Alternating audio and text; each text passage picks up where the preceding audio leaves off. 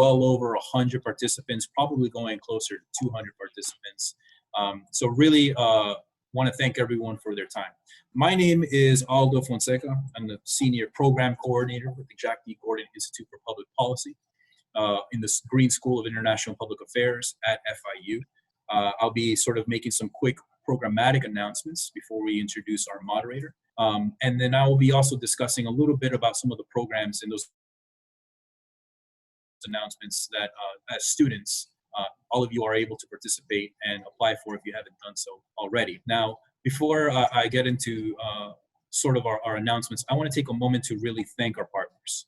First and foremost, of course, I want to thank Homeland Security Investigations. I want to thank our the Deputy Special Agent in Charge, John Tawon, for volunteering his time for this community engagement. Really, the partnership that we've had with HSI goes back years, and we've engaged students at the pre-collegiate, collegiate, and post-collegiate careers, people with, and really doing a great job of introducing them to some of the really important work that HSI does for the community, for the country. So without saying more than that, HSI really a fantastic partner. We're happy everyone's here to hear them, to listen to them. I also want to thank the Kimberly Green Latin American Caribbean Center for partnering with us and sponsoring this event, of which I don't think it would have been as successful without their backing and support. So I know that we have Ms. Lisa Picard and Lindsay here representing the LAC, and we certainly welcome you to the show. So thank you so much again for the support. Again, partnerships that extend years now at this point, putting on such these types of productions. I also want to give a shout out to our consortium members. So we have students here from Florida Memorial University. We have students here from Broward College. We have students here from Miami-Dade College, all part of this ICCAE grant consortium. And again, just welcome to this, the final National Security Workshop of the year. We know it's going to be a great one already from the turnout. It's been overwhelmingly positive. Some members of the team that I want to give special recognition to for hosting this is, first and foremost, I want to thank Ms. Ariana Ramsandar, who, working with the JGI, has really done a lot of the technical aspects and setting this up, promoting it. I think this is an office that really understands what kind of the value that she brings to the team, so special recognition for her. I want to identify as well the Deputy Director, Hector Cadavid, who's here, and our Director of the Institute, Mr. Brian Fonseca, who's also in on this meeting. So thank you, gentlemen, for joining us and being part of this. Before we move on, I'm going to make a quick, I want to invite Ms. Alice Milagre, who represents the Master of Arts in Global Affairs. Alice, if you can unmute your microphone and give us a quick announcement to some of the more important, this most important announcement of what's happening in MAGA right now. Thank you, Aldo. Hello, everyone. Good afternoon. My name is Alice Milagre, and I'm the recruiter for the Master in Global Affairs. I know that you're here to learn about money laundering and financial crime investigations, and that some of you might be interested in a career with the Department of Homeland Security or other similar government agencies. So I just wanted to quickly introduce the Master of Arts in Global Affairs. Here at FIU, it is a degree that is designed to help you achieve this type of careers. We have 4 different tracks that you can choose from: globalization and security, international development, international crime and justice, and more recently, we added the cybersecurity and technology policy track, which we actually developed in partnership with the Jack Gordon Institute. And our tracks, they certainly can help you learn all the necessary skills. In fact, Professor John Tobon is one of our faculty members. So if you're interested in learning more, please visit maga.fiu.edu or send me an email at maga@fiu.edu. And also, just for participating in this webinar today, we wanted to grant you an application fee waiver. So if anybody is interested in applying to the program, you will get this $30 fee application waived. So again, please just send us an email. Thank you. Alice, what I'm going to do is reach out to, as part of a follow-up, I'm going to make sure that we include the link to the application to the program in our correspondence, so that we have all the interested students apply, because it sounds like a great opportunity for those of you interested in grad school. I also, thank you. Yeah, we work very well and very close with MAGA. We have a lot of our students in part of our workforce development initiative called the Intelligence Fellowship Program. And just a quick plug, and before we move on to the show, The Intelligence Fellowship Program is a workforce development initiative. It's designed to give students a competitive advantage if you are applying and want a career working for the United States intelligence community. As many of you are already here, you already have an interest in national security studies. You already find the topic, you already find this as a passionate interest. And what we want to do is make you the best possible candidate for employment. So if you have not yet applied for the Intelligence Fellowship Program, we are still taking applications all the way to May 1st. We want as many applicants with as many different backgrounds as possible. And we are more than happy to set up one-on-one sessions with you just to discuss the program. So you have my email address, which I'll list in the chat, and you can set up a Zoom session with me one-on-one to discuss that program. Like I said, it's one designed to give you a competitive advantage when applying to the intelligence community. And over the last 4 years, we've placed almost 70% of our students in internships and full-time jobs with the IC. So it's been incredibly successful already. And that being said, I want to go ahead and introduce our moderator for this event, Dr. Christopher Eddy. Is with us today. Dr. Christopher Eddy is a professor at practice at JGI. He teaches some of our more important courses. He's also a senior mentor for our intelligence fellows. So you play a critical role in the development of all these students and have been incredibly successful in preparing them for this career. So without further ado, Dr. Christopher Eddy, this is now your program, so thank you. Thanks, Aldo. Welcome, everyone. It is an exceptional turnout. And like Aldo said, I've been affiliated with JGI for a while, as well as the MAGA program. And following on what Alice said, and I'm sure what John's going to speak to, is FIU is in a key position to help prepare you both at the JGI and the MAGA program for a future in law enforcement, future in the intelligence community, or anything in national security, even at the local private sector or at the federal level. So really the world is in front of you. It's my pleasure to introduce our main speaker today, and John Tabone is obviously with the HSI. He's been with them for well over 20 years. He's an expert in money laundering investigations. He's served as an agent capacity, undercover capacity, as well as a supervisor, now the deputy special agent in charge. He's an expert in international financial crimes, international money laundering. He's also had significant input into not only U.S. policies, but international policies in dealing with money laundering and helping other countries get their own policies and laws established to help the U.S. and the international community fight on this.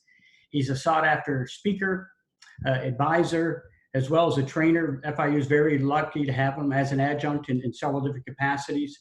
And he's not only those roles in the United States, but also the international community. So the first question I have for you, John, is your background. What led you to a law enforcement career, and how did you end up specializing in financial crimes? Well, before we get started, I just want to thank everybody for taking time out of the day to join. It's really it's very humbling to have all this many people wanting to hear what I have to say. So thank you. I'm really humbled by it. My career in law enforcement. I don't come from a law enforcement background. My mother, my father, nobody in my family is in law enforcement.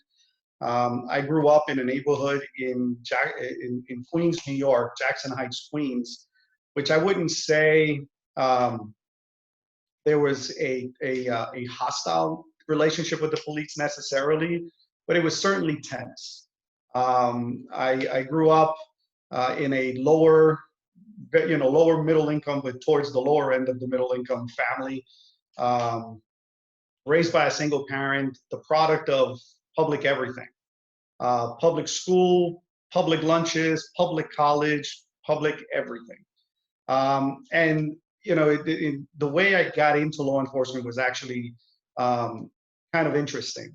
I had graduated from high school with a stellar C average. That's what I managed to do, even though the last 2 years of my high school career, I got straight A's. I still graduated with a C average. So that gives you guys a little bit of a perspective on where I started, right?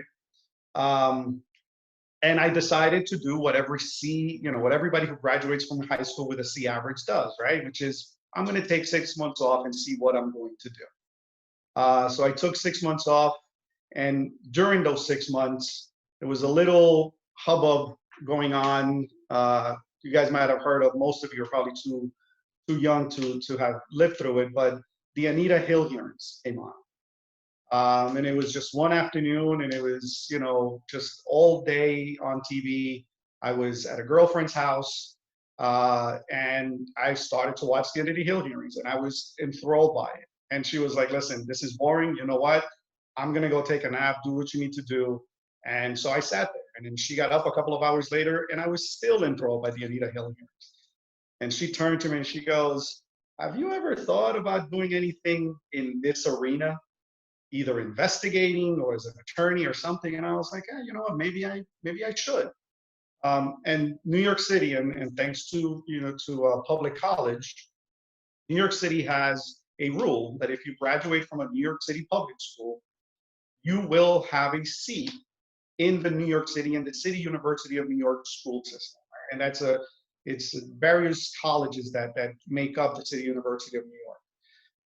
So as a result, I knew that I could get into college just because I graduated, not because I was qualified, just because I graduated from public school.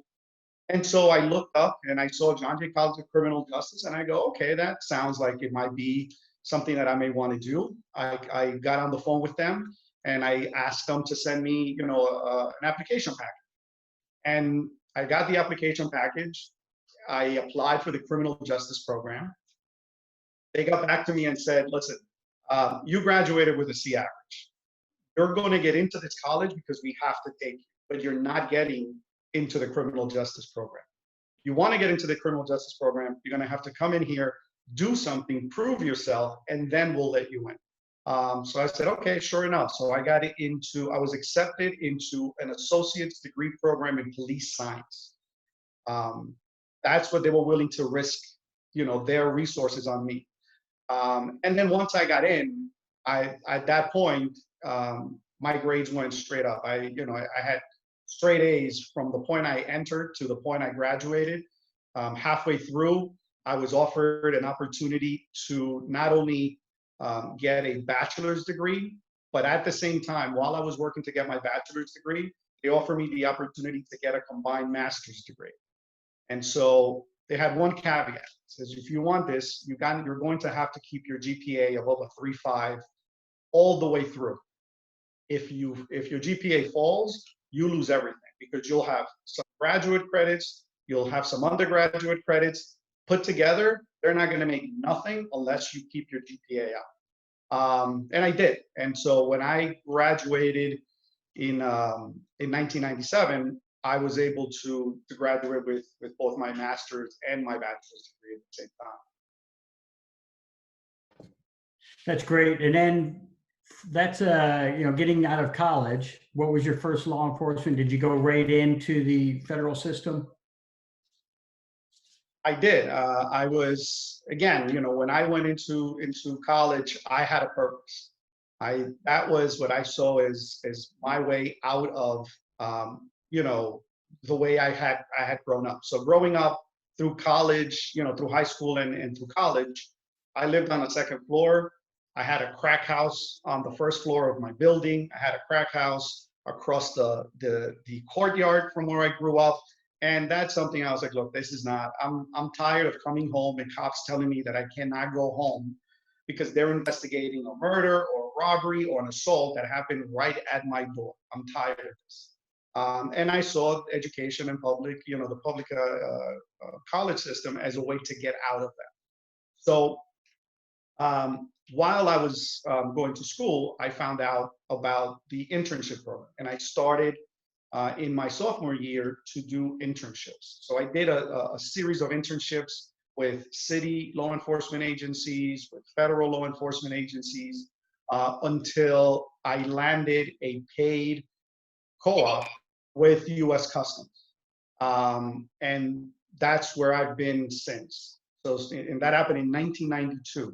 So I had, you know, very early on in my college career, I was able to do that. I got a paid internship, and I've been with this agency ever since.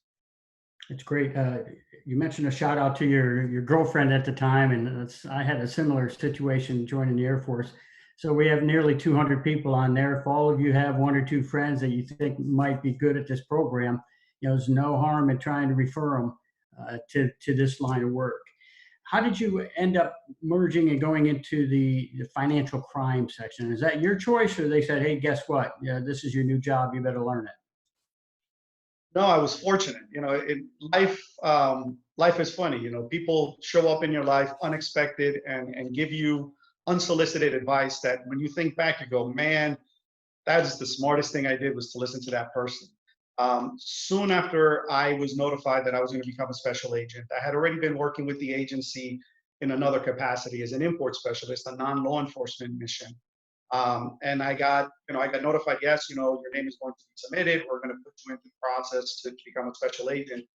A group supervisor in New York called me and says he was part of my interview panel. He goes, hey, let me buy you lunch. I said, okay, I'm a kid in college. You're going to take a lunch, right?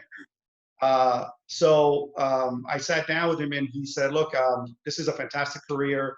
You're never going to regret making this decision.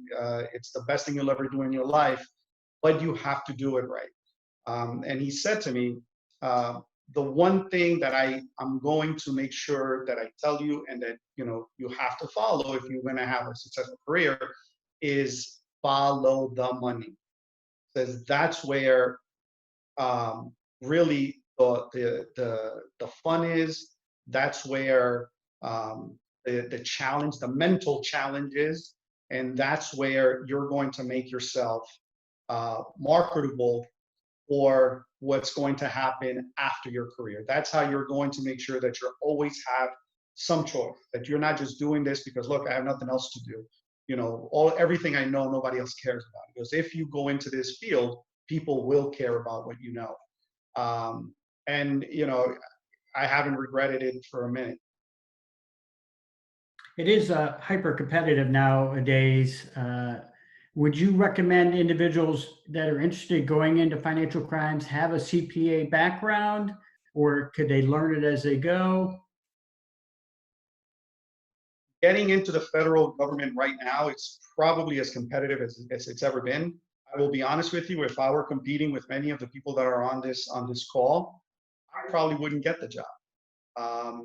That is the absolute fact. And I tell you that because I get to review resumes. So we've had a couple of hiring sprees and we continue to have. We're going to be hiring for the foreseeable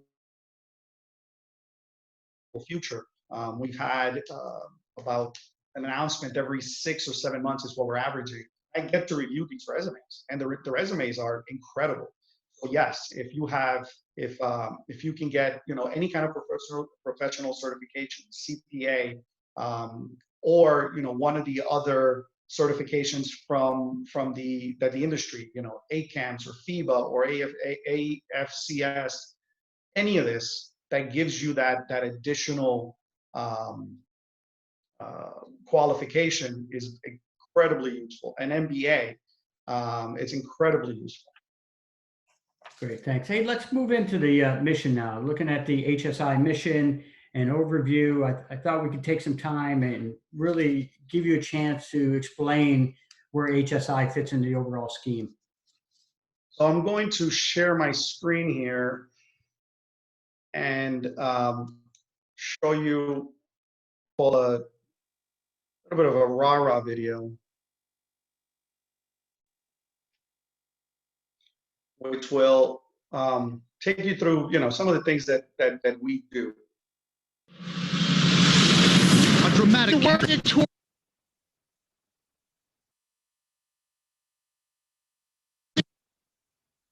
notorious drug kingpin, drug lord in the murderous world. drug trafficker known as El Chapo. Now he is firmly in U.S. custody.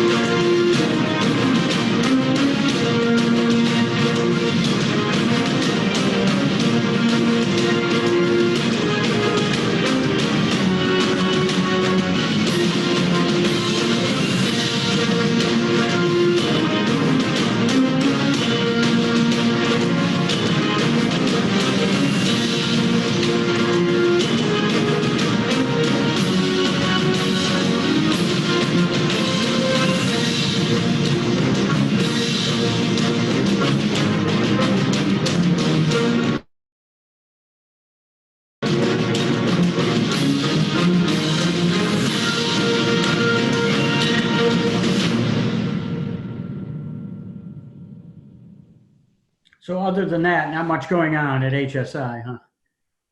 You know, I wish I can say that the job is not as cool as it looks, but it actually is. I've seen and been able to do some really, really remarkable things for, you know, again, a kid growing up in a really, really terrible neighborhood in New York City. I've been able to do some really interesting things. The latest of which, and it'll explain the shirt a little. I just came back after spending 10 months running our office in Honolulu. So yes, I am that guy that goes to Hawaii, spends, you know, a little bit of time in Hawaii, comes back, and all of a sudden he thinks he's Hawaiian. Yes, I think I'm Hawaiian now. I told him I'm going to be. I'm Colombian by birth, American by choice, and Hawaiian by affinity. That's how I officially describe myself. And this is just a quick overview of what we do in Homeland Security Investigations. As you can see, this pretty much runs the gamut of crime that is out there. The beauty of working for HSI is you can do as I've done and go an entire career specializing in one of these areas, or you can spend your career doing 4 years working financial crime, a couple of years cyber, child exploitation, national security, and getting all of those experiences. The way I've done it, I've used my expertise in financial crime to kind of like push myself into some of these, into these other areas. So I'm the guy that's going, hey, I know money. Can I help you with a human trafficking case? Can I help you with a human smuggling case? Can I help with an IDBF case? That's the beauty of the agency that I work for. An incredible amount of opportunities, and really, it really is an agency that allows you to make your career what you want to do, what you want to make of it.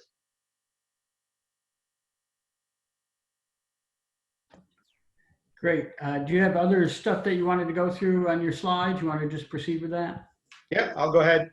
And so, when we're talking about dirty money and money laundering, and really what the subject of this webinar is about, there's really several types of dirty money, and so there's an organization called Global Financial Integrity. They are based out of DC. They are run by a gentleman by the name of Raymond Baker, and the folks in my class laugh every time I say this, but Raymond Baker is my Justin Bieber. I've had a chance to meet him about a year ago.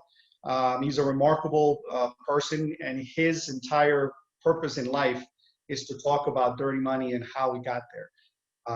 He wrote a book called Capitalism's Achilles Heel, and that is the book that really, when I read it, I was like, it was a profound change in the way I started looking at what I did for a living in terms of looking at dirty money. Global Financial Integrity identifies 3 types of dirty money. There's corrupt money, there's criminal money, and then there's commercial money. And it is this commercial pot of dirty money that is very, very relevant to the discussion of global financial crime. So when you're talking about global financial crime, it's a very broad label.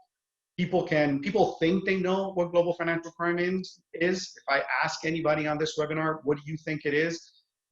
Everybody has an answer for it, and everybody will get it, get bits and pieces of it. And that's fine until you get to the point of, okay, so if I'm going to combat something that a lot of people know a little bit about, how do I put all of this together, and how do I go about really examining what is happening to allow me to get a really, really broad picture of what's happening? So the one thing that is absolutely true, and it's true whether you're running a legal business or you're running an illegal business, is that there is only one way to run a business. Now, what do I mean by this? Well, if you have a business, what do you have?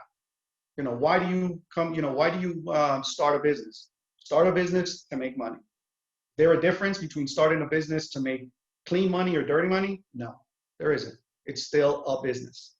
Okay, so now I have a business. I'm going to make money. I'm going to make dirty money. Fantastic. What do you need to have a business? Employees, right? You can't make money because of a business, licit or illicit, without employees. So now you have employees. And many of you out there who have employees, and I have close to 200, some of which are on this webinar, because I saw their name, Rebecca and Patty. Dealing with employees is a challenge, not easy. Now, are employees in a legal business any better, or do they have any less, any more or less issues than employees in an illegal business? No, because you know what? Employees employed in a legal business have children and families, and their children get sick, and they have fights with their spouse, and they get kicked out of their house when they come home late, and that happens in the illegal business also, right? So part of my course, one of the big themes of my course is this: there is only one way to run a business. There is no book to run an illegal business. So what does that mean for those of us that are out there trying to combat global financial crime and trying to identify these illicit businesses? Well, if there's only one way to run a business, and we already have business schools, and we already have textbooks on how businesses are established, how businesses are organized, and if we also have literature on how businesses employ various tactics, to use against their competitors, why are we not utilizing those business strategies in a law enforcement context? Because again, law enforcement, we're running a business. We're not in the business to make money, absolutely not. But we are the competition to the bank, right? So very quickly you find out running a business is so difficult. And for those of you who either have your own business or know people who have their own business, this is absolutely true. Why? Because there are all of these other aspects of a business that you have to deal with. And criminals also have to deal with these same issues. So criminals also have to deal with employee and labor relations. They have to deal with supply chain. They have to deal with distribution. They have to deal with benefits, believe it or not. They have to deal with training, recruitment. They have to deal with attrition.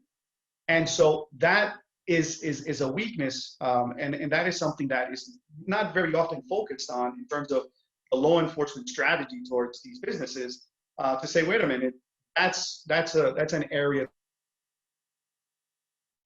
that we can exploit. And when you're talking about global financial crime, really it comes down to 4 questions. How much crime is there? Tons of crime. The profits, billions of dollars a year. Now, the proportion that is laundered, it's difficult to come up with an exact figure of how much is laundered for something that is a hidden activity, right? Because it's criminal proceeds. The best, that some educated estimates put it somewhere between 2 and 4% of world GDP, which is a lot of money. It's one followed by a ton of zeros. And so the ultimate question for me and for all of us that are involved in countering global financial crime and countering money laundering is, where does the money go? Where is it?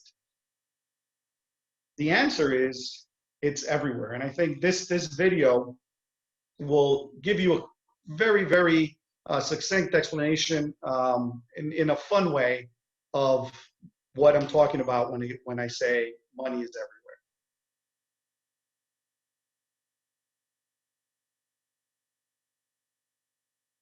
What's the problem? I got too much money.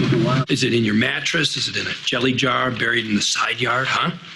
Yeah, but the problem with having all that money is sooner or later you're going to have to explain where it came from. You got any ideas? Maybe we could launder the money. That's a great idea. Okay, how do we do that? Way ahead of you. We declared just enough so as not to arouse suspicion. Then Walt's one-time winnings become seed money for an investment. I deposit the cash into the account of a dummy finance company. Now, then I issue you a cashier's check in his name. Make it out to Ice Station Zebra Associates. That's my loan out. It's totally legit. It's done just for tax purposes. You give it back to me as collateral on a loan that I make to you, but you don't pay back the loan. So where's it all go? Oh, he down with all kind of missionary work going on down in the islands. We got accounts with some of the banks down there. Donations come in as cash. Cashier's checks come out. It is now laundered. They the ones who make a path for all that street corner money. They showing all these kingpin motherfuckers how to send it overseas, bring it back, invest the shit. If they ever trace any of those accounts, they're gonna wind up chasing a figment of my imagination. What stop them getting through? Tiny ass Caribbean island, don't truck with no subpoenas, no court orders, none of that. You got nothing on me. You know it, I know it. I'm changing dollar bills, that's all. You could not even give me a parking ticket. You know what I can't figure out? How is it that all these stupid Neanderthal mafia guys can be so good at crime, and smart guys like us can suck so badly at it? Now, I know you don't want to hear this, Lieutenant, but the money is real and it's everywhere. What could you possibly have on all of them that we could charge? First thing is we need the names of all front companies, limited partnerships, LLCs, and all that. LLCs? Limited liability corporations. I think we're screwed. I think there's enough evidence all over that building to link us to this. We found the bulk of the dirty cash. Time to move in. They're going after every damn thing. Do you hear me? We're going to jail. And here's the rub. You follow drugs, you get drug addicts and drug dealers. But you start to follow the money, and you don't know where the it's going to take you. What's the problem? I got too much money. Is it in your mattress? Is it in a jelly jar buried? And that last piece of that video is the reason why I find what I do so incredibly fascinating. Because it's the truth. You never know who you're going to find at the end of that money trail. Now, again, there are lots of similarities between global financial crime and global business and global finance. There is a couple of things that are, that are key to the way the legitimate global financial system functions. And I will not take you down this rabbit hole. My students have been there, and I think they'll tell you it's a scary place when I go into these places, because when you start talking about beneficial ownership, and beneficial ownership, it really talks about or has to do with who actually owns a particular item, a particular thing, a particular account. Not who is listed as the owner on paper, but who actually controls it. Beneficial ownership is a key factor in illicit finance. It is utilized in global finance every single day. It is utilized in global finance by Fortune 500 companies. It is utilized every single day through attorneys, accountants, formation agents for illicit purposes. However, they are often abused. Now, the concept of legal person versus natural person, this is another concept which is a bedrock of the global financial system. So a legal person is a company. A legal person is, Apple. Apple is a legal person. A natural person is somebody like me or you. Now, in order for us to enter into business, what is the first thing they tell you? Well, you need to incorporate. Why? Because you need to lower your liability. Now, as part of lowering your liability, with, via this process, you also lower you also increase your anonymity. So now I can act on behalf of a legal person, but nobody is going to know who I am as a natural person. That is something that is utilized for corporate investment vehicles. This is how finance happens in the United States, right?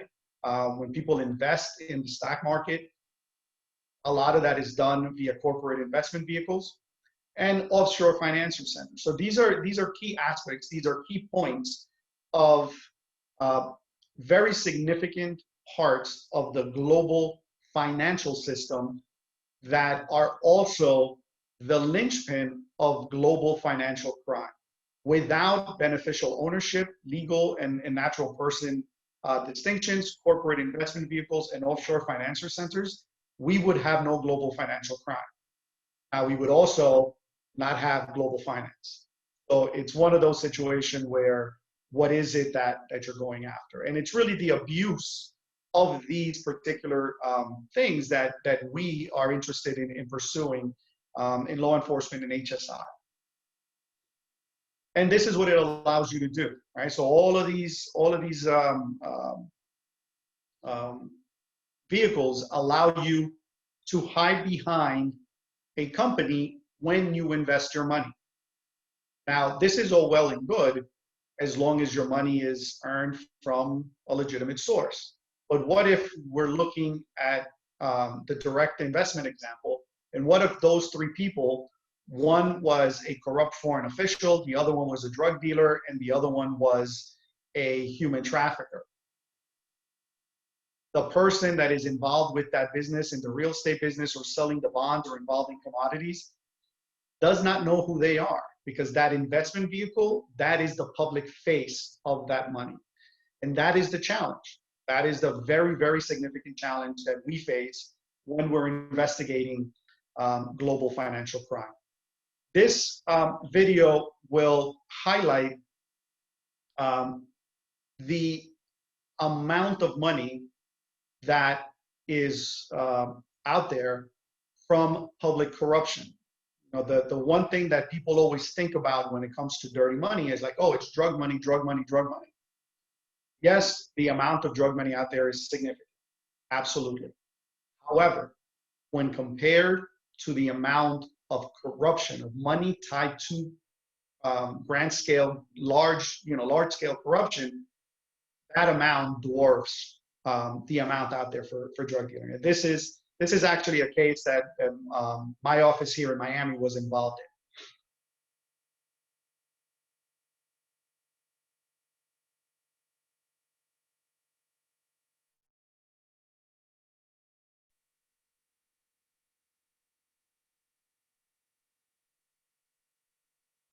Hola, mi nombre es Ramón, y en colaboración con Edge Justice, quiero Hello, my name is Ramon, and in collaboration with EG Justice, I would like to clarify the status of the lawsuits against Teodoro Nguema Obiang, also known as Teodorin, in the United States.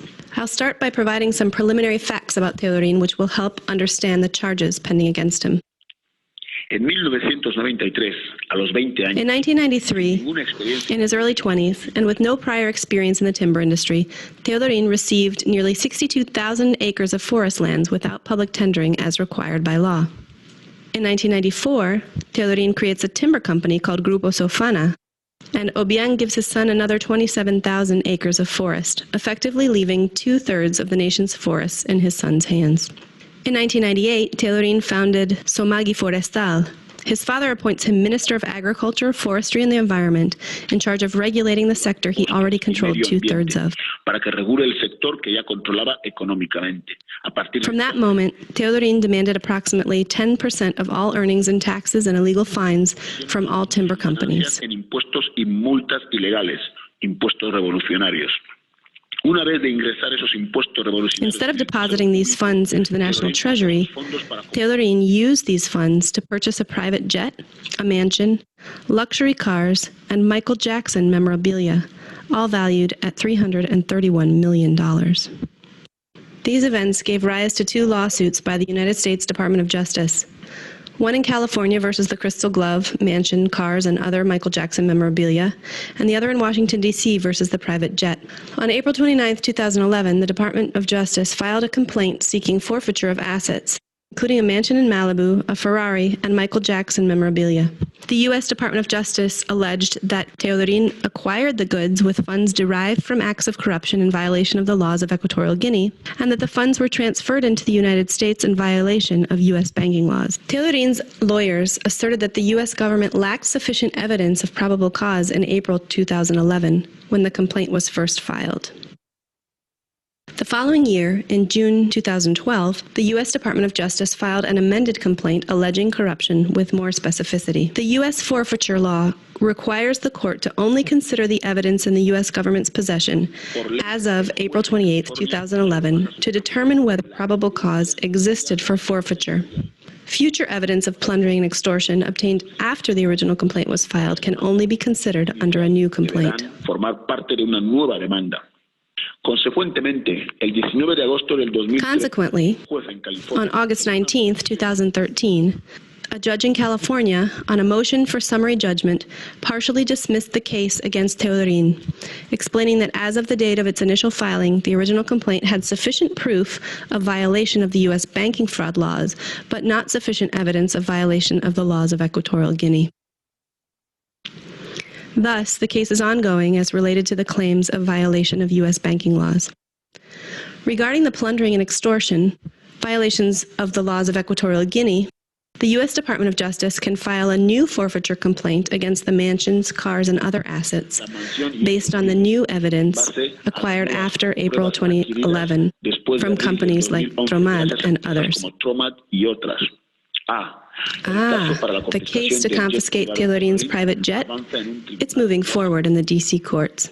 Por cierto, el guante de Michael Jackson y otros artículos desaparecieron de la mansión de Malibú en violación de la ley de destrucción. And by the way, Crystal Glove and other items disappeared from the Malibu mansion in violation of 18 U.S.C. Section 2232, destruction or removal of property to prevent seizure. Se trata de que los recursos de la nación, en vez de beneficiar a todos los... Basically, this is a case about how the natural resources, instead of being used to improve the livelihood of the people of Equatorial Guinea, are being stolen by Teodorin to live lavishly, while his father denigrates you and I and all Ecuador Guineans by calling us mentally impoverished. Lujos, mientras su padre nos llama pobres mentales a todos los guineanos y guineanas.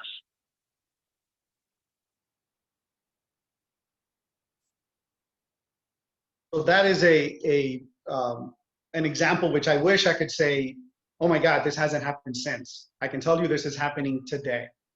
The resolution of that case, we were able to seize and forfeit the Malibu house.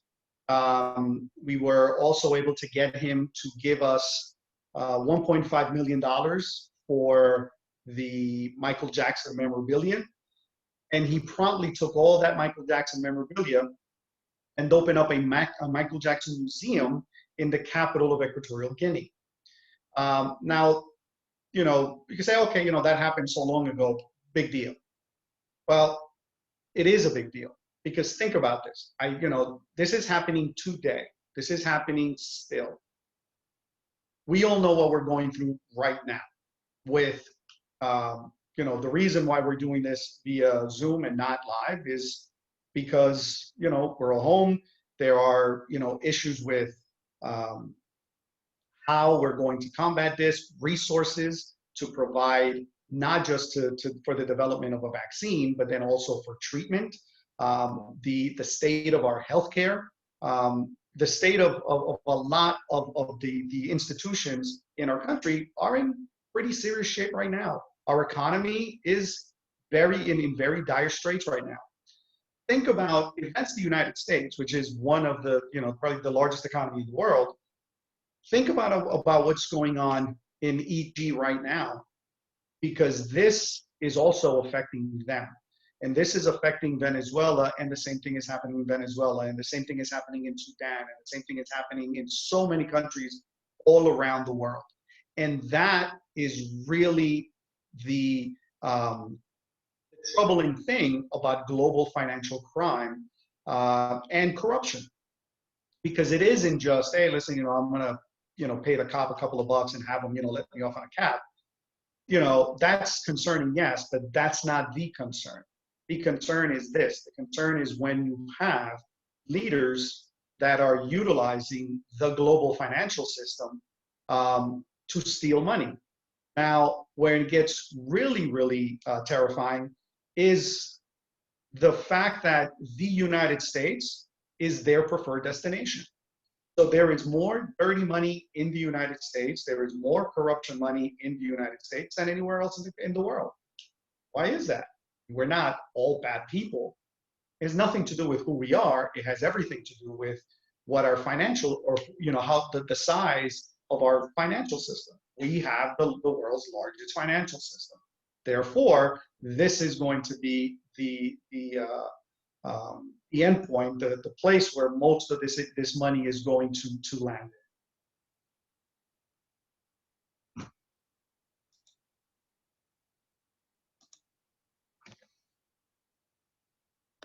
So in quick summary, I just walked you through, I don't know, a couple of weeks of my course, and we ran through it.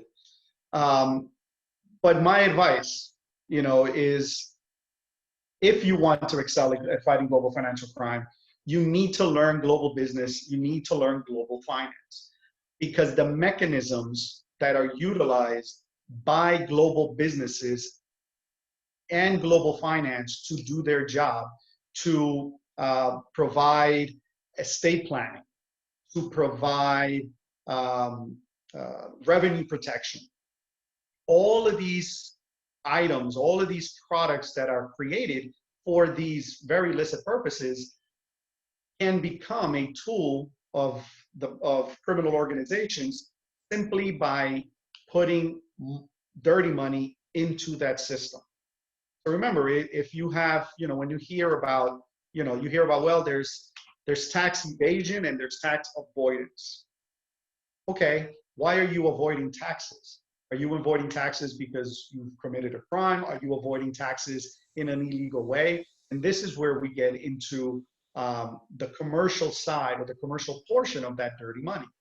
Now, corporate entities also commit, are also global financial criminals.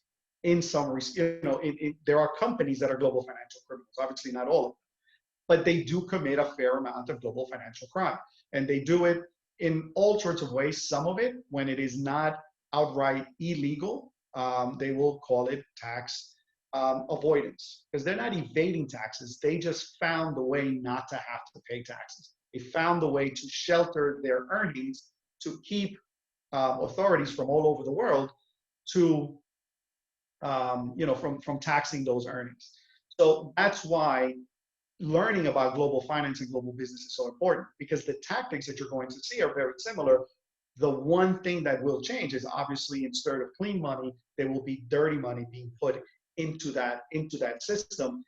But you're still going to need to learn and to know what happens next. And I think that's where that's one of the things that we have been able to really excel at HSI here in Miami, and it's getting into that business mentality and looking at these, at financial crime and saying, okay, yeah, we know that this is dirty money, but there's only one way they're going to have to move this money, and how is that?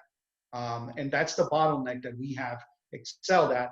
And over the last couple of years, we've been very, very successful with identifying these high-level, high-speed schemes and seizing the proceeds.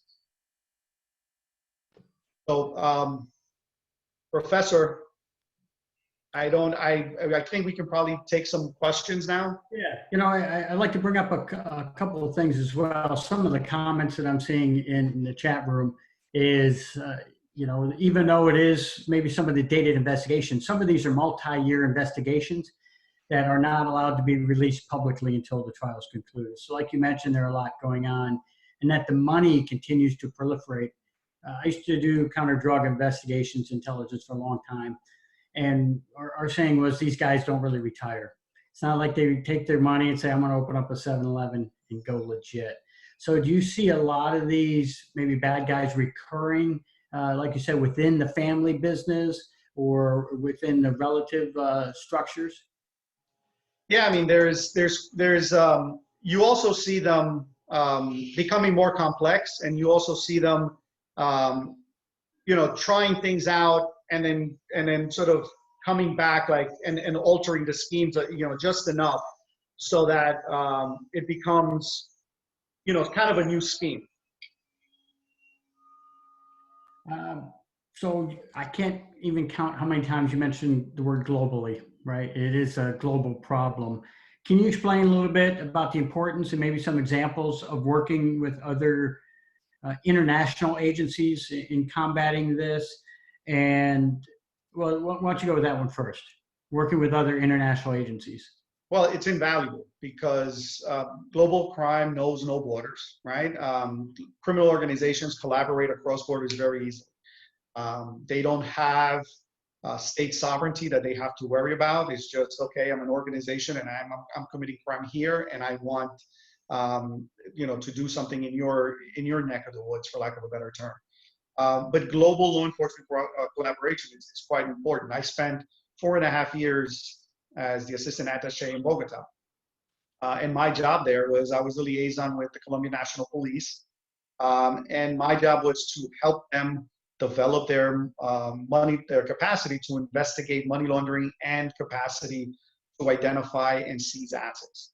And I can tell you that there is no investigation that goes on within HSI and HSI Miami specifically that is of any significance that does not involve multiple jurisdictions.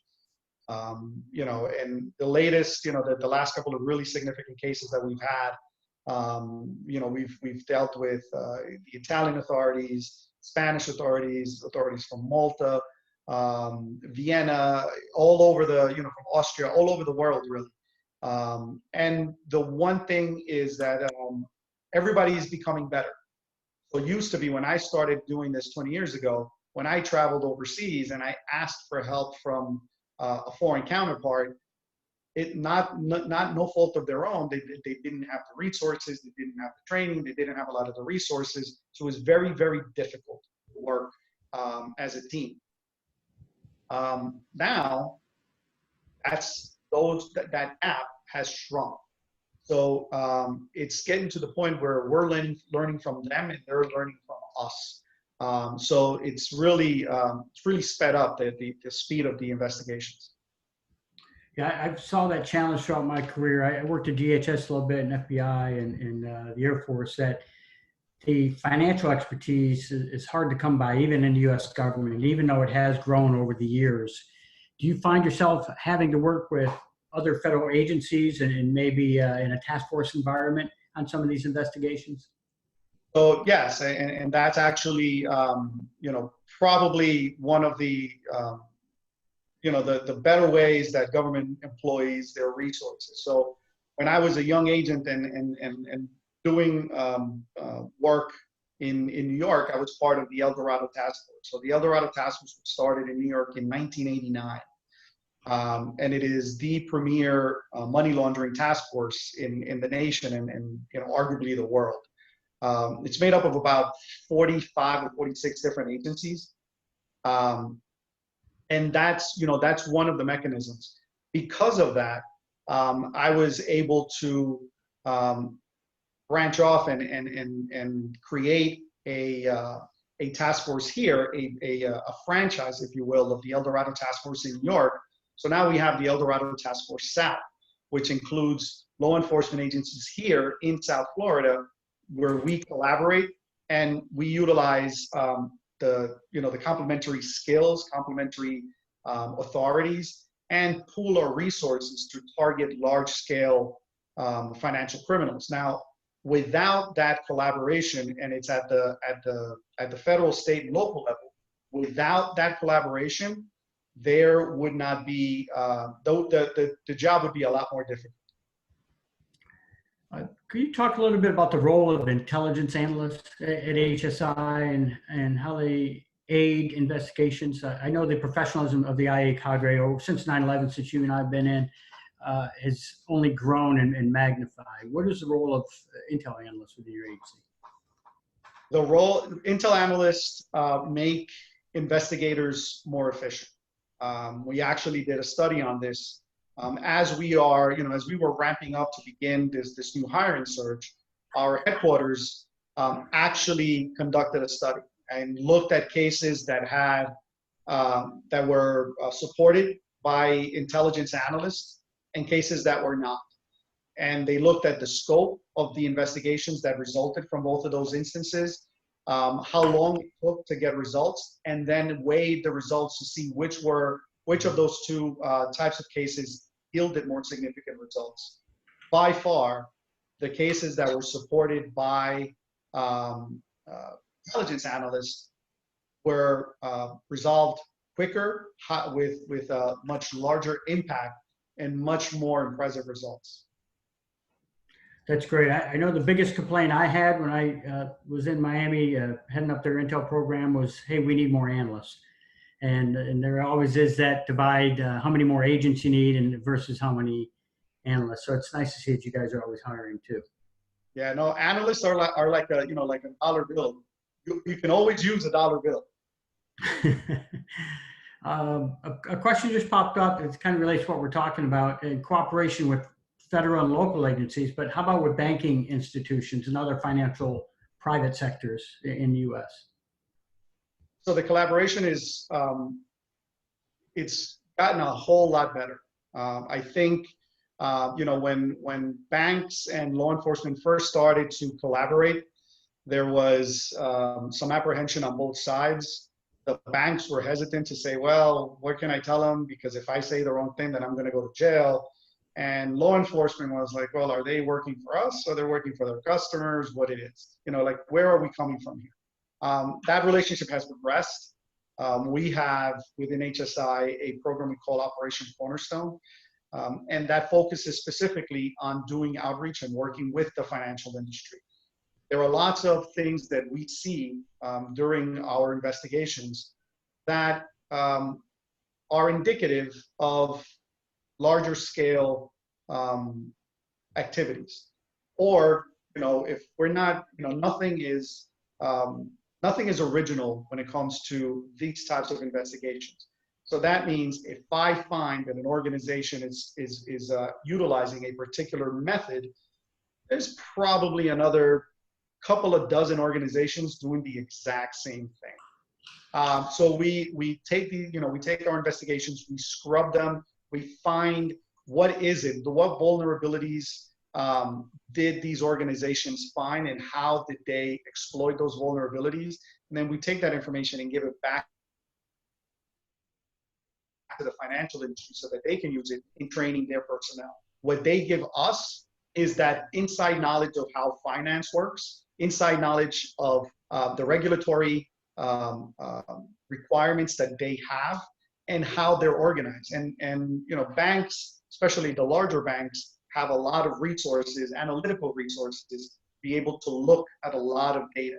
And so it's become a really good mutually beneficial relationship where we give them typologies of what we're seeing, and they are giving us information on, hey, listen, these are additional individuals that are involved, but also they're a resource when we find something and we can't really figure out how these things are connected or a particular financial instrument. We have somebody that we can pick up the phone and say, okay, can you explain X or Y to me? And so that also helps to build our capacity to be able to identify these schemes.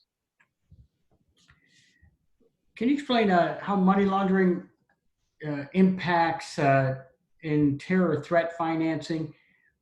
Over the years, we tried to look at the FARC and Hezbollah, and they're moving the money, and even the Colombians. In your time down in Colombia, was there any success at that? Do you see a lot of money laundering, or is it the same aspects? Just because it's a drug cartel, it doesn't really matter versus the other examples you went over? Well, as soon as I hit Colombia, they stopped all the shenanigans. The place was fantastic. For 4.5 years I was there, there was not a crime committed. Nothing happened. Everybody was afraid of me. So yes, in terms of the link, the nexus between money laundering and terror finance, what we find is that there are sometimes disparate activities that when you look at them, you go, oh yeah, that's that thing. But when you start really making connections, you realize, oh my God, wait a minute, this is going for an entirely different purpose. And illegal activity is how a lot of most, I would say, of the money that goes into terror finance comes from. Some of it is, raised and collected from various individuals. However, a significant portion of it is generated by criminal activity. And that money from that criminal activity still has to be laundered, right? You cannot just go and say, okay, I'm going to sell the drugs and I'm just going to give the money to a terrorist organization. It's like, okay, I sold the drugs, I have the proceeds. How am I going to get this money to that terrorist organization? And the way that it happens is, again, global, very much the same way that global finance works in general. There are lots of schemes that on their face have nothing to do with terrorism. And it's that constant digging that brings them together. The case of the FARC, that one is a little unique because of who the FARC have been in the history of Colombia, what they've done, and the fact that they just one day got up and decided, you know what, we're not going to be revolutionaries anymore. We're going to be drug dealing. And they said, look, the drug dealing is going to finance everything we want to do. And that's, the case of the FARC is not typical in that sense. But, generally, yes, it's utilizing other means, other criminal activity to finance those terrorism objectives. We talked about, working with the banking industry and financial sector in the U.S. What about other tech companies, working with Facebook and Google and Apple, maybe that can help your investigations? I know they're starting to do some tracking somewhat with the pandemic, but everybody's opting in, having to do that. How cooperative have the big tech agencies been in maybe helping the technology of your investigations? Generally, they collaborate. I mean, there's obviously legal methods that we have to utilize in order to engage them and to get information from them. So yes, generally they do. Generally, they're very willing to collaborate. But then there's like everything else. Look, at the end of the day, they're a business and they have a business to run. But generally, in terms of being able to tell us, listen, this is how this works. They conduct training for our personnel on multiple issues to help us build capacity. Because although it is a business, they're also interested in making sure that they maintain their corporate reputation. And so there is a good deal of collaboration between us and the technology agents. And a lot of people retire from law enforcement and then become employees or officials in tech companies. Yeah, we, in fact, in one of the ethics classes I teach, we talk about that, working with Apple, and their reluctance to open up a backdoor to their iPhones, and you can see the business side of it, like you mentioned, but also the law enforcement side when it comes to active investigations.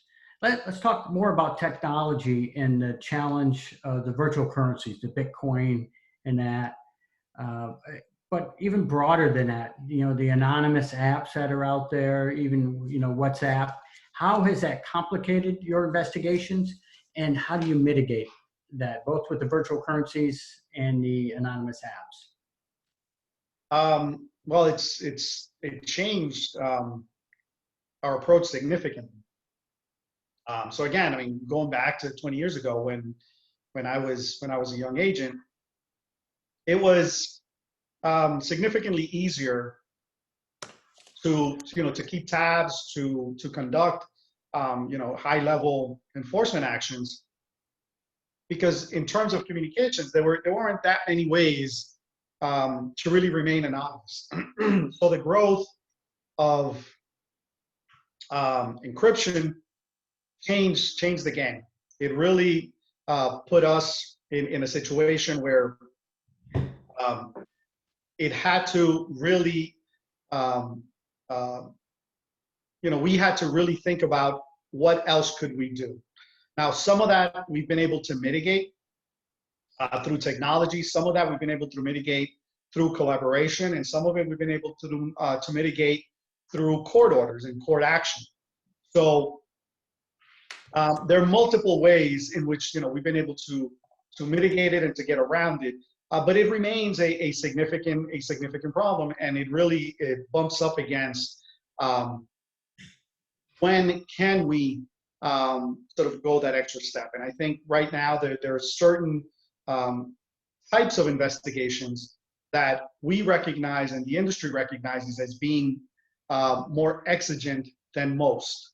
And within those investigations, when somebody is in danger, when there is a terrorism nexus, when knowing that information can prevent a significant calamity, we're able to overcome that much more efficiently. If it doesn't include one of those instances or one of those situations, then we're just going to have to figure out some other way. And I think that's why cases take so long, because when we hit those areas, when we hit those stumbling blocks, we then begin to say, okay, what else? Yeah, I know in the FBI, we called it going dark, in the community, the inability of the law enforcement and intel community to see what other people are talking about, either online or chats or through other blocking mechanisms. And I think it's only going to get more challenging for all of us in the future, since people kind of assume that as a normal way of life now. Getting back to the threat groups, collaborating with the like threat groups in Latin America specifically, do you see any of those? I know historically we've seen the FARC working with Venezuelan government, but have you seen any threat groups specifically working with the Venezuelan government, especially any other ones, especially with the troubles that Maduro's under now, or any of the other nations down there?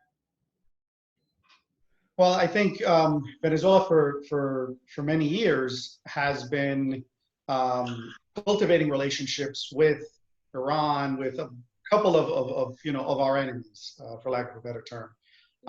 So obviously that collaboration sort of heightens their ability and their closeness with some of these other recognized terrorists. So I think Venezuela is a very interesting case study in terms of how quickly things happen in Venezuela, and what we're seeing now actually started probably around 2003. So a lot of things were going on and were going wrong in Venezuela back in 2003, and nobody seemed to really pay attention or really realize what was happening. And then it's sort of that snowball effect. What happened in 2003 and what has resulted in the way the country is today is a pretty remarkable study in what global financial crime does to a country. And you mentioned following the money, right? But I know in the FBI, a lot of our investigations started from either tips from somebody who had an interest in there, somebody who was ripped off, or for somebody that was arrested that wanted to cooperate. How do you start when you say follow the money? What's your first inkling of it, the beginning of an investigation? Your traditional investigative techniques. So yes, you have the individuals that are arrested, and all of a sudden, we call it putting on the Team USA jersey, right? You ask them, hey, what size do you wear? And then you get them a size medium Team USA jersey. And all of a sudden, they're part of your team. But there's also that collaboration with financial institutions that we spoke about earlier. Financial institutions have requirements under the Bank Secrecy Act to report suspicious activity. And those reports become the basis of a lot of preliminary investigations that we initiate. And then after we start looking at those preliminary investigations, we realize, okay, there is something here. And then all of a sudden, a full-blown investigation. Other times, we will be chasing, or we will identify a smuggling organization, and just by the sheer size of their smuggling network, we will then say, okay, these are some significant people. Let's go find their money, and we will then start that process of trying to figure out who has money where. Okay. I know the banking industry's changed through technology, just like everything else.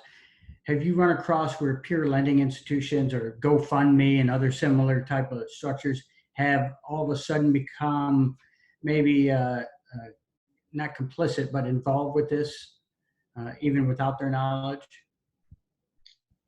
I think these new industries always have a natural reluctance to anti-money laundering regulations. So one of the very first things that they try to do is try to get some kind of exemption to be covered by them.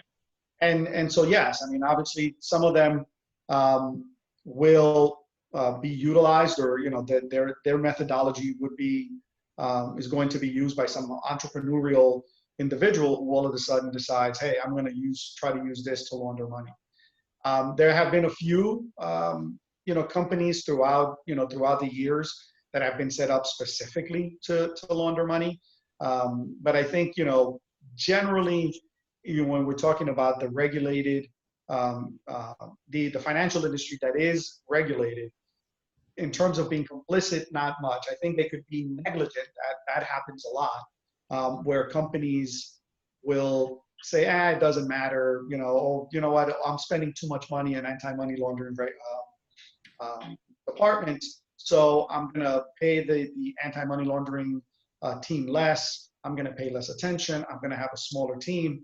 And then that's when these companies end up getting very, very significant fines. And we've seen that with HSBC. We've seen it with Citibank. We've seen it with Bank of America. Pretty much all of the financial institutions have had issues with having effective anti-money laundering measures. One of the challenges we face in the FBI was trying to prioritize our resources. The FBI, like HSI, had a lot of different focus areas, right, from terrorism to money laundering and everything. But even within your financial crimes portfolio, how do you end up prioritizing? Is it the largest case, or is it the most vulnerable population? Is it those tied to terror groups? How do you work that? It's a combination of the impact of the activity, and then also the importance of the vulnerability that we discover. Because again, once that vulnerability is being utilized by one criminal organization, it's going to get utilized by every criminal organization, regardless of what type of crime they are involved in. So when we are analyzing the cases, we look at what it is that we found. What door was left open? Was it the front door, or was it a side door? If it's the front door, then we're going to make sure that nobody else is coming in the front door. And so that's really the process of prioritization, just making sure that that what we're focusing on is really the most where the most of the damage is happening. Yeah, what we found out at the FBI too, and as you know, I think the general public and maybe a lot on this chat don't know, is a lot of these involve legislative changes that have to happen. Everything from the cryptocurrencies to cybersecurity, to the anonymizers, to the backdoors into Apples. Is that something that you guys see as well, and you're able to have input into? Yeah, so we've had quite a bit of input on legislation. So there are a couple of specific issues, specific instances of changes in legislation that have occurred as a result of things I've been involved with. So we're all familiar with prepaid cards, correct? Right, we all get them as gift cards. When prepaid cards first came out, the industry was able to lobby FinCEN, the Financial Crime Enforcement Network, which is the agency within the U.S. that regulates this type of activity. And they said, look, we're trying to get off the ground. We're just growing. Can you exempt us from having to be covered and have to have an AML, anti-money laundering program on our books until we get off the ground, right? 10 years later, the industry was very, very healthy, right? It was over $1 billion a year industry, and they still were not required to have an anti-money laundering department or any type of, or covered. They weren't liable for any type of anti-money laundering procedures. There was no requirement. That was one of the things that I addressed when I worked at our headquarters, running our financial investigations unit, which covered our policy and operations worldwide. So that's one of the vulnerabilities that we were able to identify. The other aspect of prepaid cards, for instance, that we have not been able to address is prepaid cards, and please don't anybody get any ideas. So prepaid cards are not subject to cross-border reporting requirements. So if you cross the border with $10,000 or more, you have to report it. Cross the border with $10,000 in prepaid cards or more, you don't have to do anything. But yet, prepaid cards are pretty much like cash, right? If you lose your prepaid card with $10,000 and I pick it up, guess what? I have a really good day. So we get involved with situations like that.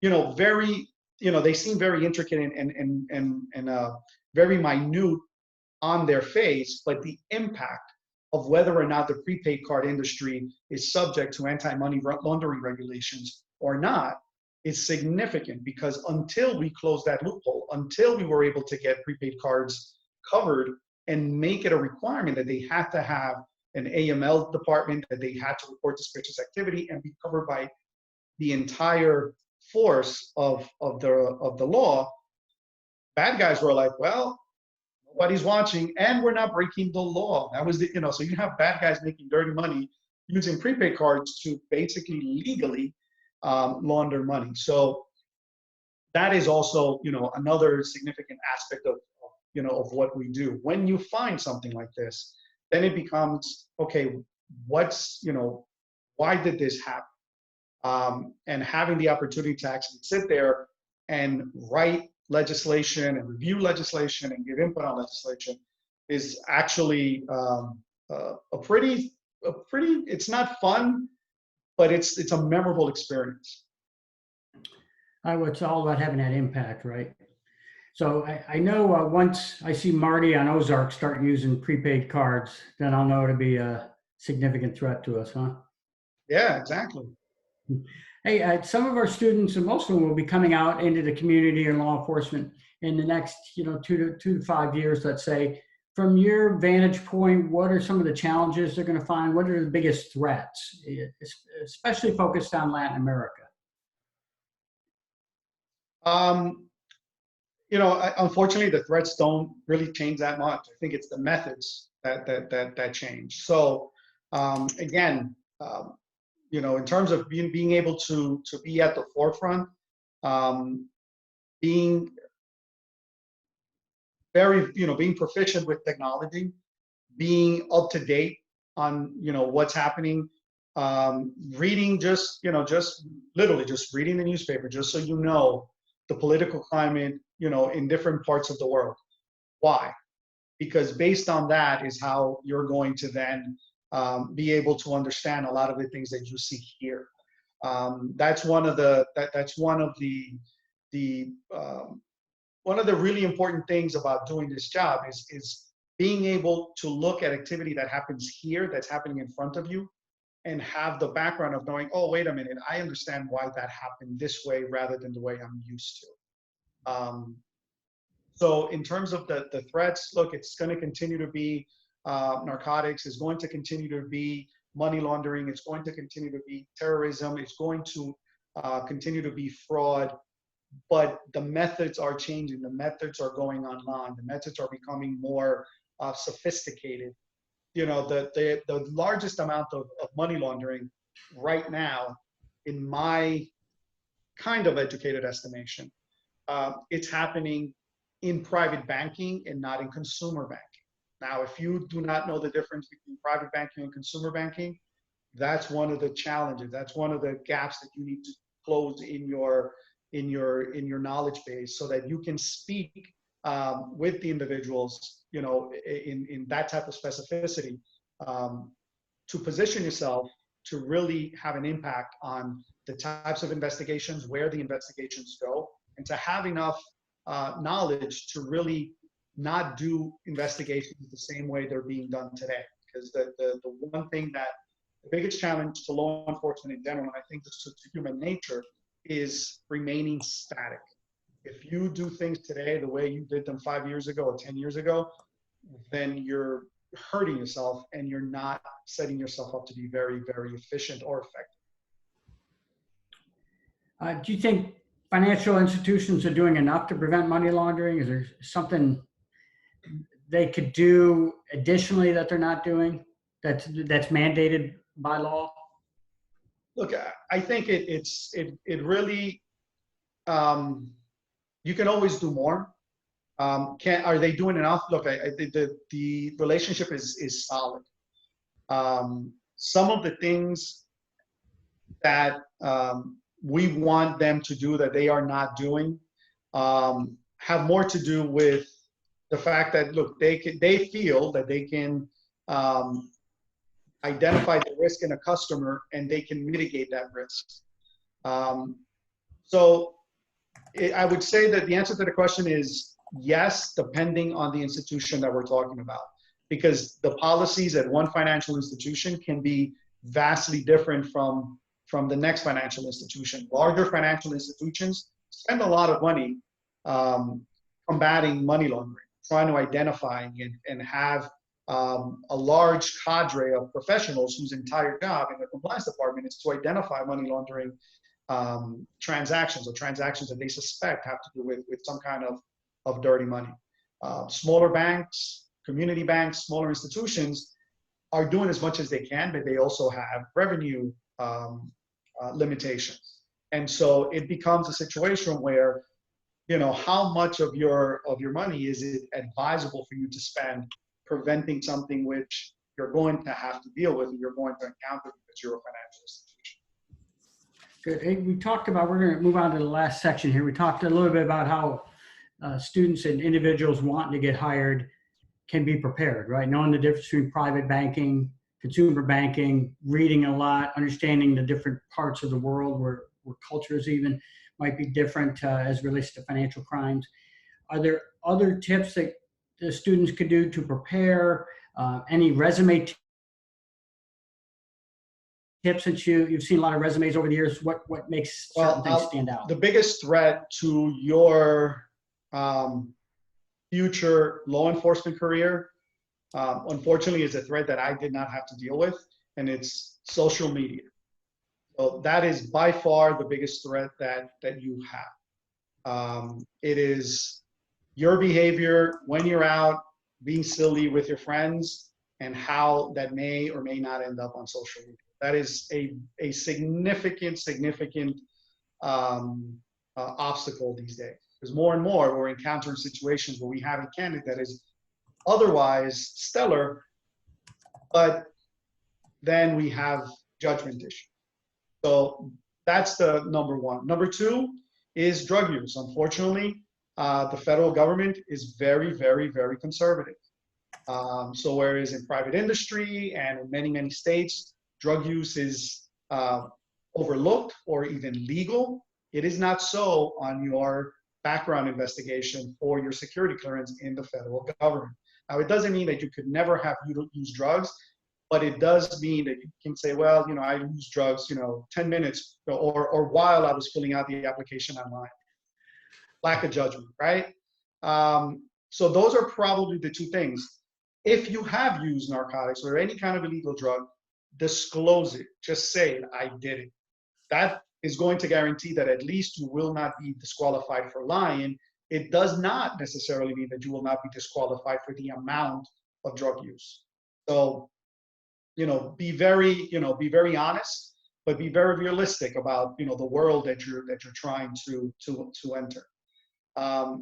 Academically, I think, again, look at all of these different types of degrees and different types of focus in school that really look at how businesses work, because that's really what you're doing when you're investigating, especially when you're investigating global financial crime. You're just tracking the trail of a global business that just happens to be, involved in an illegal commodity, but a business nonetheless. Good. And looking over all those, I'm sure you get hundreds of resumes. What makes certain ones pop? Are you looking at GPA? You're looking at community involvement? What are you looking at on those? So community involvement, if you're able to get internships and to begin that process, that's something that is always that we look at. Why? Because we can then pick up the phone, call that other agency, and say, hey, how did this person perform in this types of situations? How did they deal with being close or having access to sensitive information? All of these different things that are really really significant, and they make a big difference. In terms of the look of the resume, obviously, the people that are looking at it at the federal government are no different than anybody else. We don't like clutter. The resume has to be pleasing to the eye, and you have to make sure that when you state your experience and what you've done, just be straight to the point. Not a lot of flowery language, because at that point you're competing with hundreds of others, and the idea is, how can I look at a resume and be able to say, hey, wait a minute, this person it gets to the point, and they have both the writing skills and the experience that we are looking for. When I was at the FBI, diversity, it's always been important, but it became increasingly important in the last several years. The FBI even changed its agent test, phase 1 and phase 2, because they ran stats that showed that disproportionate numbers of certain sections were not passing at the same rate, and it's proven successful. Does HSI have any diversity hiring initiatives? Is there anything our students could do along those pathways? So we have, the general agent announcement. There's certain things that obviously we're interested in because of what we do. So foreign language, if you speak a foreign language, that's one of the ways that we diversify our workforce. We also have, as law enforcement in general has, a significant need for females within the ranks. We have, we are doing a lot better than most. So right now, the head of Homeland Security Investigations that runs the entire agency is a female. She actually used to be my boss here in South Florida. I have several females within my leadership, my command staff here in South Florida. But generally, within law enforcement is a male-dominated society. So that is something that we are focusing on. We've had hiring announcements that have just specifically focused on getting female applicants within the last year or so. And having previous military or law enforcement background, obviously maybe that gives you a leg up, not just because it's a resume filler, but because yes, I mean, anything like that, and any previous experience, prior experience where you had access to sensitive information, where you were responsible for carrying out some, very specific and sensitive duties, that's obviously going to be a big plus. Good. And coming to the end here, what about the pandemic? How has that impacted the office? How has it impacted investigations? Well, I have to say, at HSI, we've done really, really well. So, knock on wood. I guess I'll knock on my head. We haven't had anybody within our ranks here in Miami tested positive for COVID. We very early on, we took some very positive steps to combat it, we're very mobile. So from my home, I can do pretty much everything I do from the office. I have the ability to access all my files. I have the ability to review documentation. I have the ability to digitally sign items. So fortunately for us, although we are working from home, we're still able to do a lot of what we do. Some of the things that we cannot do are less restrictions on us, but more restrictions. Because, for instance, we cannot go and conduct an arrest because the magistrate judge is not it's not going to show up for initial appearance. There are other things in the system that have limited our ability to or have made us alter the way we work. But in terms of our investigations, we're still out there. We're still, investigating human trafficking. We're still rescuing victims of human trafficking. Right now, the one thing that we are doing that we weren't before is we're involved in seizing and identifying all of the scams related to COVID-19 and all of the scams related to the stimulus funding that is coming out. So believe it or not, the current situation actually created more work for us. I still have a lot of friends at the FBI, so I know they're on weird schedules as well, just to try to create some space. And with the classified portion of it, it's tough to work from home unless you have one of those limited computers. Before I turn it back over to Aldo and Hector, I want to see if you wanted to wrap up with any words of wisdom for our almost 200 people. Well, first of all, again, thank you guys for hanging in there. I really, really appreciate your attention. I see your questions, and again, if you guys are FIU students, look me up if you have some questions that you still wanted to ask. By all means, just email me. I'm happy to help. Want to thank the organizers, Vlad, who works really, really hard at making sure that we do all the outreach. Best of luck. If you ever need anything, don't hesitate. I'm more than willing to help you get to that next level. Great, thanks. Hey, Aldo, back to you. Thank you, Dr. Eddie, and thank you, DSAC John Tabon, for really an exceptional presentation, one that I think our students all really enjoyed. Just real quick, while you guys are still here, we want to make sure that you help us out and fill out this survey, because what we do is we take advice and we take some input from our audience members as to what are the next presentations, what are the next subjects, what are some of the other sort of IC agencies that you'd like to hear from. And this is how we build our programming in the future. So please fill out that survey. Let us know how we did. It's a really big help for us, and we'll be sending out an email. Email is going to have information on applying to DHS. It's going to have information on the Intelligence Fellowship Program, which is taking applications to May 1st. It'll have information on the Master of Arts in Global Affairs cyber track, and it'll also have information on sort of just general job links for USA.gov, because I know a lot of you are asking, all right, how do I apply? I think we were 5 minutes into the presentation, John, when everybody was like, I want to apply to DHS, like how can I get in? And I was talking to some of the students about the exceptional summer internship program that you offer there. A lot of our intelligence fellows participated in that last year. I think something like 6 out of 7 of some of the students at FIU were fellows, and they came back and they were just absolutely mesmerized with the work, and they said how exciting and how you're an intern there. You're not just filing away paperwork. You're actually part of investigations. They're actually going in and supporting the team, and I think that was something that was really amazing about what HSI was doing with some of our students. So really just a great shout out. I also want to invite Hector, Deputy Director, here. I know you have a few words, Hector. Why don't you go ahead and address the crowd? Thank you, Aldo. I appreciate your time.